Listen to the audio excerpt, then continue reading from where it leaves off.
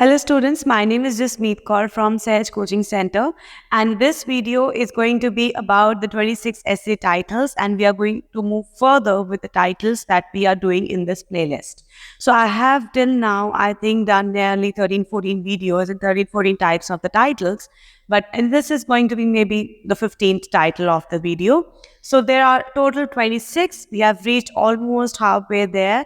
Now this title, I'm not going to write it straight away. I'm just going to read the topic, the question that is written on the board, and then we are going to discuss it together that what type of the title is it. हो सकता है ये title कोई लोगों के ऊपर हो, कि हेल्थ के ऊपर हो, मेडिकल के ऊपर हो, कुछ भी हो सकता है, but we need to understand what type of the title it is actually. There are three main things that we are going to find out in this essay topic, that is a title, the viewpoint of this, and the question. Now, why I have not written the background statement here? Because the title is what is available in the background statement. And from this, we are going to find the title. So basically, either you find the background statement or the title, it's one of the same thing. एक और चीज, जिन question titles में, topics में उनका background statement नहीं होता है, उनका टाइटल हम फाइंड करते हैं व्यू पॉइंट में से. इट्स नॉट इम्पॉर्टेंट कि हर एक क्वेश्चन के अंदर जो है उसका एक व्यू पॉइंट हो या टाइटल हो या बैकग्राउंड हो. आप व्यू पॉइंट में से भी टाइटल फाइंड कर सकते हो. The only important thing is that you should get the title of that topic. Without the title you might and up writing of the topic. Reason ये है कि टास्क रिस्पॉन्स जो हमारा टाइटल से related होता है, जो ये चेक करता है कि क्वेश्चन और ऐसे हमने ऑफ टॉपिक तो नहीं लिखा है, उसके लिए बहुत ही ज़रूरी है समझना कि उस ऐसे टॉपिक में से टाइटल क्या है, किस बिहाफ पे, किस बेसिस पे हमने अपना पूरा ऐसे लिखना है. हम चार चीज़ें इसमें देखते हैं. The first is task response, coherence and cohesion, lexical resources, grammatical range and accuracy. अब ये चार चीज़ें क्या हैं? आप ऑफ टॉपिक ना लिखें, सीक्वेंस में लिखें. 4 पैराग्राफ बनाए जिसमें वो आपके इंट्रोडक्शन, बॉडी पैराग्राफ्स और कंक्लूजन. तो उसके अंदर आपका टास्क रिस्पॉन्स जो है वो फुलफिल हो जाता है. नेक्स्ट है कोहेरेंस एंड कोहेजन. इसमें हम देखते हैं कि हमारे जो पैराग्राफ्स है वो आपस में कनेक्टेड हैं बाय यूजिंग द कनेक्टर्स. उसमें अच्छे लिंकर्स भी होने चाहिए, सेंटेंसेस भी आप में आपस में एक दूसरे से अटैच होने चाहिए. तो वो हमारे कोहेरेंस और कोहेजन को 100% प्रूफ कर देगा. Third is lexical resources, which is a good use of vocabulary. अब यहाँ पे वोकैबुलरी से मतलब ये नहीं है कि आप डिफिकल्ट वोकैबुलरी यूज़ करें. यहाँ पे मैं नहीं चाहूँगी कि आप ऐसी वोकैबुलरी लिख के आए जिसका मीनिंग आपको खुद को नहीं पता है.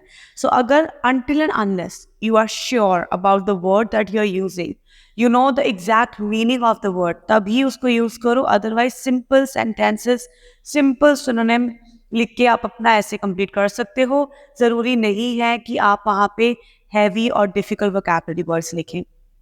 लास्ट है हमारा ग्रामेटिकल रेंज, लेकिन किसमें एक्यूरेट होना चाहिए. ग्रामेटिकल रेंज में आपको अलग अलग टेंसेस यूज़ करने हैं. आपको अपना ऐसे जो है सेंटेंस स्ट्रक्चर्स अलग अलग रखने हैं. एक्टिव पैसिव वॉइस यूज़ करनी है. उससे आपके ऐसे जो लिखा है ग्रामेटिकली उसमें वेरिएशंस आएंगी. अगर आप सेम फ्लो में लिखते रहोगे तो वो आपका ऐसे जो बहुत ही डल और बोरिंग लगेगा. You need to bring a little bit of variation in your essay as well. तो ये हो गई बेसिक चीज़ें. अब हम देखते हैं हमारे इस टॉपिक का टाइटल क्या है. Let's read. It says scientists say that junk food is harmful to people's health. Some say the way to ask people to eat less fast food is to educate them, while others say education does not work. Discuss both sides and give your opinion. अब यहाँ पे हमें पता चल गया हमारे पास तीनों चीज़ें गिवन है. जो ये पहली स्टेटमेंट है इसमें हमें साइंटिस्ट के बारे में बताया गया है. View point, junk food is harmful to people's health. कह रहे हैं कि साइंटिस्ट ने कहा है कि जंक फूड जो है वो लोगों के लिए हार्मफुल है. अब आप देखेंगे इसमें 3 व्यू पॉइंट्स है.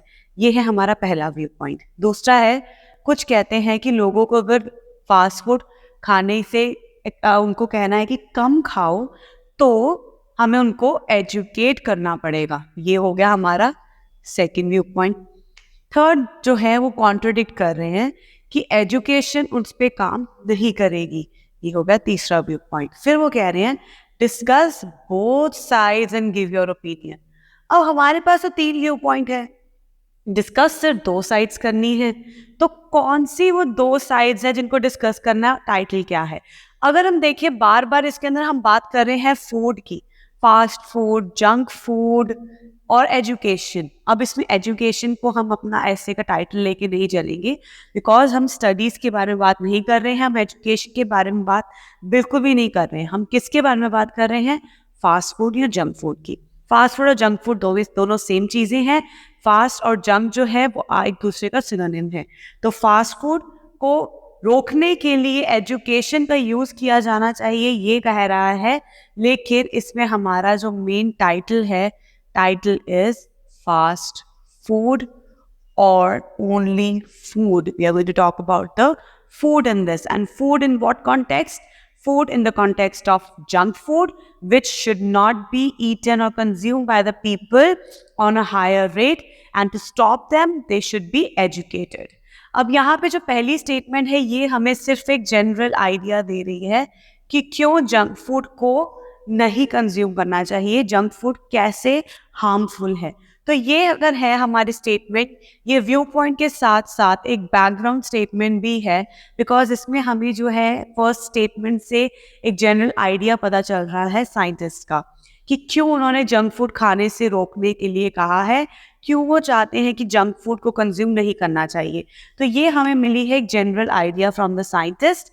फिर उसके बाद नीचे 2 व्यू पॉइंट है जो इस स्टेटमेंट के ऊपर आर्ग्यू कर रहे हैं। पहली आर्ग्यूमेंट कह रही है कि उनको अगर कम खाना चाहिए तो उनको एजुकेट करो। दूसरा व्यू पॉइंट कह रहा है आर्ग्यूमेंट की एजुकेशन का कोई काम नहीं है, education is just a waste of time और जस्ट अ वेस्ट। तो हमें पता चला पहले बैकग्राउंड स्टेटमेंट है जिससे पता चल गया फास्ट फूड के बारे में लिखना है, पहला व्यू पॉइंट। उसके बाद जो है वो कह रहे हैं कि एजुकेशन दे दो। दूसरा व्यू पॉइंट कह रहे हैं कि education is just a waste, वो हेल्प नहीं करेगी अगर हम उनको फास्ट फूड खाने से रोकना चाहते हैं। तो अब आपने जब अपना ऐसे लिखना है तो जब भी हम डिस्कशन वाला ऐसे लिखते हैं, there are 2 ways of writing a discussion essay. सबसे पहले दोनों में इंट्रो आ जाएगा, उसके बाद एक लाइन छोड़ के आप अपने लिखेंगे बॉडी पैराग्राफ,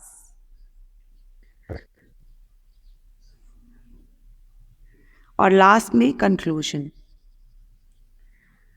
अब बॉडी पैराग्राफ जो है वो सेम हो सकते हैं, number can be the same, and then at the end will have the conclusion. लेकिन डिफरेंस कहाँ पे है, हमारे पास 2 व्यू पॉइंट्स है, 2 आर्ग्यूमेंट्स है। पहले इस जो फर्स्ट टाइप है उसमें जो मैं कहूँ उसमें क्या करेंगे, इंट्रो के बाद हम जैसे कह रहे हैं कि 2 व्यू पॉइंट्स है, तो इसके अंदर हम पहले व्यू पॉइंट्स के पॉजिटिव और नेगेटिव लिख देंगे, इसमें हम दूसरे व्यू पॉइंट के पॉजिटिव और नेगेटिव लिख देंगे, और इसमें हम अपना ओपिनियन देके कंक्लूजन में अपने ओपिनियन को जस्ट रीफ्रेज कर देंगे कि जो हमने ओपिनियन यहाँ लिखा है कंक्लूजन में भी उसको रीफ्रेज कर देंगे। एक तो ये तरीका है। दूसरा तरीका क्या है, जब हमें पता चल गया इसको रीड करते ही कि जो अगर हम उनको एजुकेशन दे रहे हैं लोगों को कि फास्ट फूड नहीं खाना चाहिए, एजुकेशन से लोग काफ़ी हॉलिस्टिक अप्रोच रखते हैं अपनी लाइफ को लेके, तो वो कुछ भी ऐसा नहीं करेंगे जिनसे उनकी हेल्थ डेट्यूरेट हो। तो हमें ये सब पता है कि एजुकेशन हेल्पफुल रहेगी, लेकिन ऑन द अदर हैंड दूसरा व्यू पॉइंट कह रहा है कि एजुकेशन जो है वो वेस्ट है। वो क्यों वेस्ट है, बिकॉज एजुकेशन के साथ साथ लोग काम भी करेंगे, उनको वर्क भी करना है, और काम करते करते क्या होगा, they will not have enough time to cook their own meals and they will be dependent on the fast food outlets. Again, it's going to be a waste. Also, it is seen that most of the students, most of the learners are dependent on the fast food outlets for their regular meals, for your daily meals. तो education तो कुछ काम भी नहीं कर रही है. At the end of the day, people will do what they will feel like. So we cannot force or compel anyone to stop eating a certain type of food once they have gotten the education or something like that. तो यहाँ हमें पता है कि जो दूसरा view point है वो ज़्यादा स्ट्रॉन्ग है, उसका ज़्यादा अच्छी तरह से अभी क्रक्स पता चल रहा है।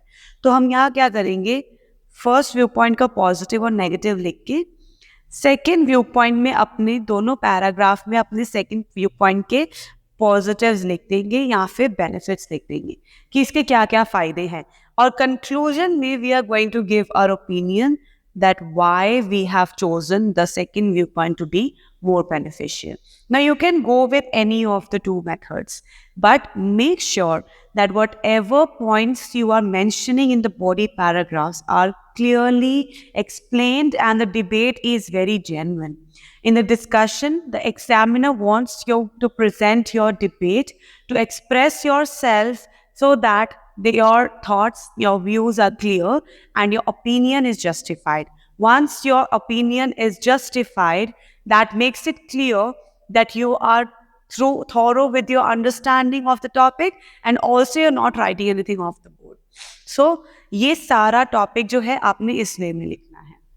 अगर आपको वीडियो अच्छी लगी हो तो लाइक करना मत भूलिएगा.